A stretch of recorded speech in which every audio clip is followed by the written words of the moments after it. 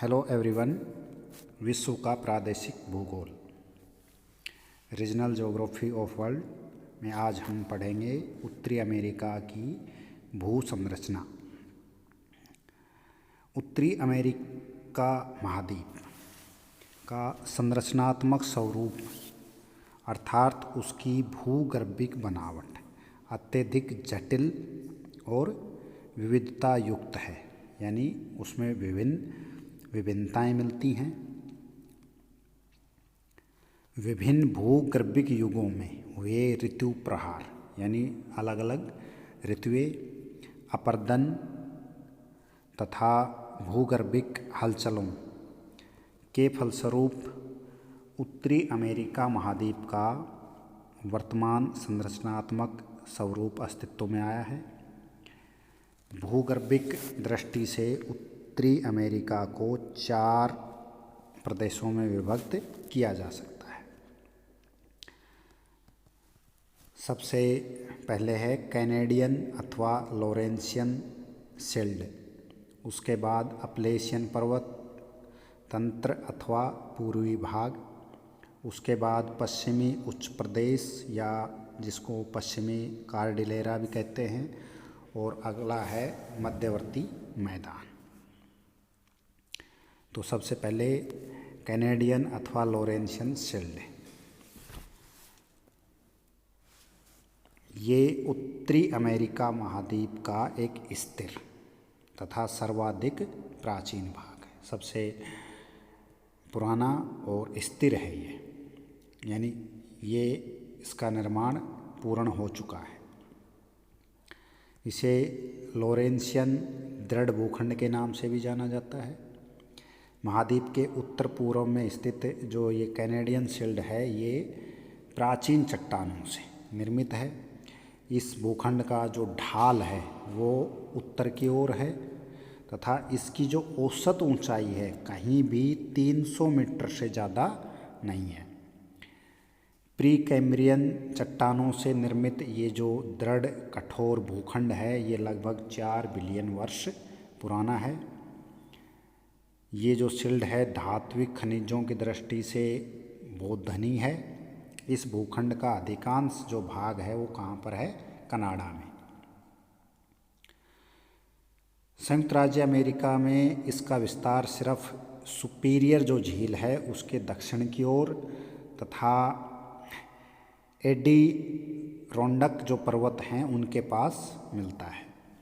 इस शिल्ड पर हिमानीकरण के कारण असंख्य झीलें पाई जाती हैं, जैसे कि ग्रेट बियर, ग्रेट स्लेव झील, विनिपेग, अथवास्का आदि झीलों का हिमानीकरण के कारण क्या हुआ है? निर्माण हुआ है। ये भूखंड इन झीलों के पूर्व में स्थित हैं। इसके दक्षिण और दक्षिण पूर्व में जो ग्रेट लेक्स हैं और सेंट लॉरेंस नदी है उसकी निम्न जो भूमि है वो पाई जाती है। दूसरा जो पार्ट है वो है अपलेशियन पर्वत तंत्र।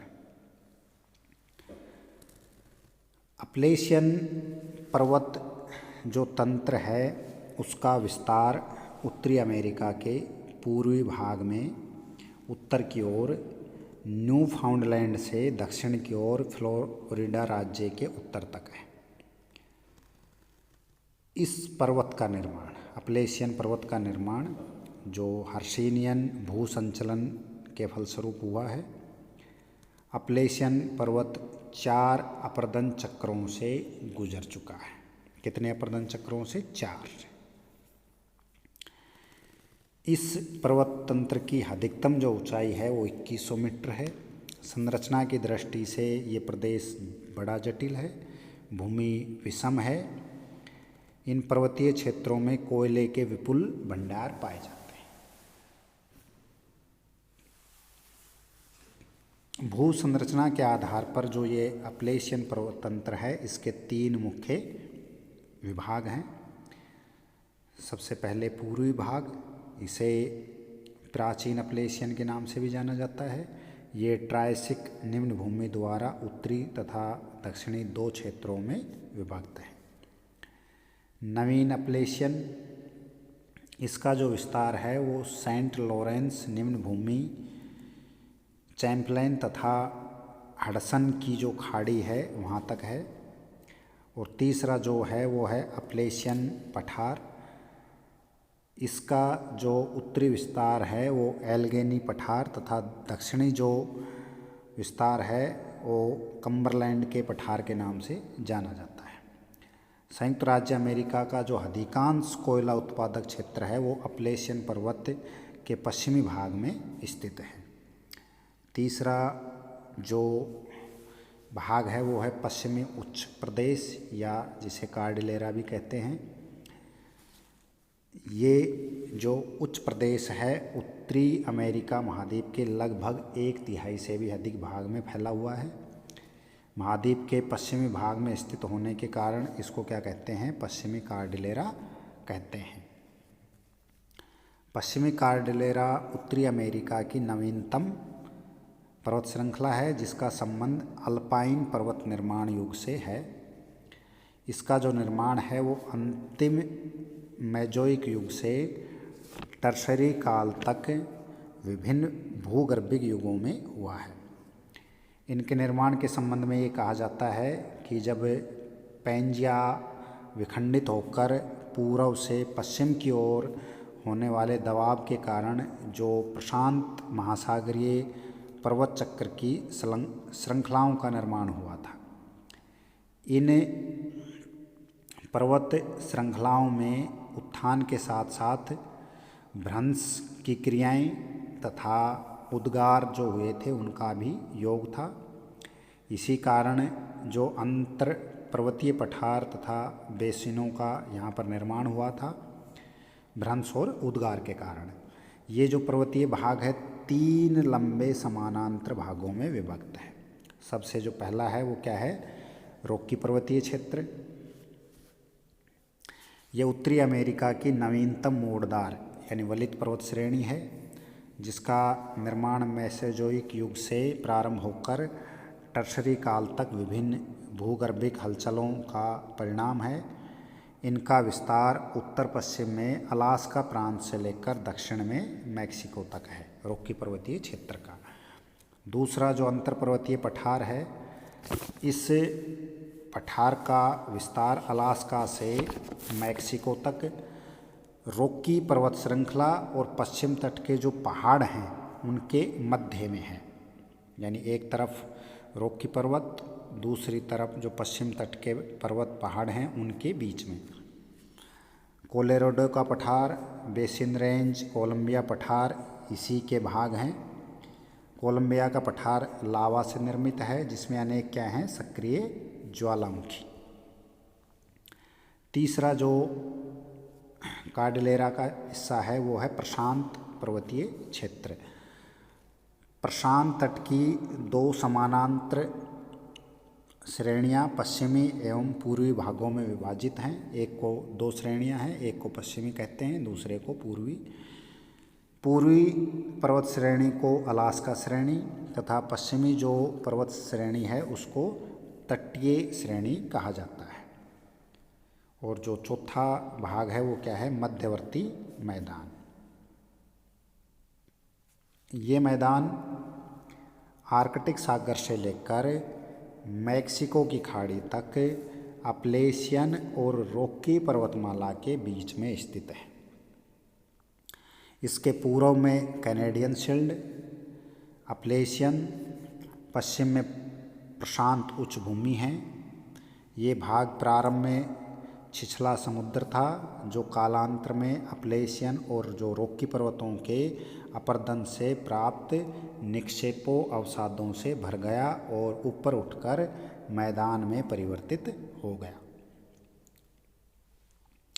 इस मैदान को संरचना के आधार पर पुनः 5 भागों में विभक्त किया जा सकता है। सबसे पहले है मैकेंजी निम्न भूमि, उसके बाद वृत्त मैदान, उसके बाद आंतरिक निम्न भूमि, उसके बाद आंतरिक उच्च भूमि और उसके बाद आंतरिक निम्न पठार। तो सबसे पहले मैकेंजी निम्न भूमि, ये उत्तरी अमेरिका के सुदूर उत्तरी भाग में रॉकी पर्वतमाला और कैनेडियन शील्ड के मध्य में वेज के आकार में स्थित है। इस प्रदेश पर हिमनदीय निक्षेप के प्रमाण मिले हैं। यहाँ अनेक झीलें पाई जाती हैं जिनका निर्माण हिमानी क्रिया का परिणाम है। वृत्त मैदान, ये क्षेत्र रॉकी पर्वत के पूर्व में स्थित है। इसके उत्तरी भाग में पीस नदी बेसिन में इसका जो ढाल है रॉकी के पर्वतीय क्षेत्रों से पीस नदी और उसकी सहायक नदी के जो तल हैं उनकी ओर सामान्य ढाल है इसका। संयुक्त राज्य अमेरिका के उत्तरी और जो दक्षिणी डकोटा हैं में इन्हें क्या कहते हैं, हिमानीकृत मिसौरी पठार के नाम से जाना जाता है।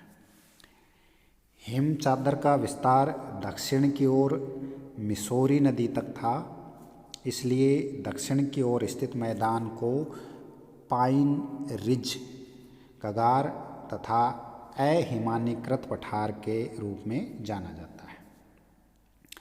इस मैदान को मिसिसिपी मिसौरी के मैदान के नाम से भी जाना जाता है, क्योंकि समतल धरातल वाला ये जो मैदान है ये मिसिसिपी मिसौरी और उसकी सहायक नदियों द्वारा भागकर लाए गए जलोढ़ कांप से निर्मित है।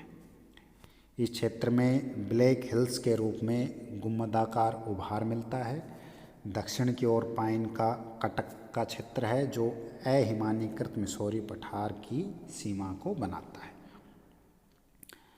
उसके बाद आंतरिक निम्न भूमि, आंतरिक विशाल मैदान के उत्तरी भाग में प्लेस्टोसीन हिमयुग से निर्मित महान झीलों सुपीरियर, मिशिगन तथा हुरन के समीपवर्ती मैदान को क्या कहते हैं, आंतरिक निम्न भूमि के नाम से जाना जाता है। ये प्रदेश हिम के विशाल आगारों द्वारा हिम अतिक्रमण से प्रभावित रहा है। उत्तर की ओर अपरदन की गति सर्वाधिक थी, अतः वहाँ अपरदन सबसे अधिक हुआ है। महान झीलों के दक्षिण क्षेत्र में हिम जमाव के कारण पर्याप्त समतल सतहों का निर्माण हुआ है। अगला जो मैदान का हिस्सा है वो है आंतरिक उच्च भूमि। इसके अंतर्गत ओजार्क व अपाक्टिस क्षेत्र सम्मिलित हैं जो अपलेशियन के समकालीन हैं। ओजार्क का जो पठार है वो कम्बरलैंड के पठार का ही विस्तार है।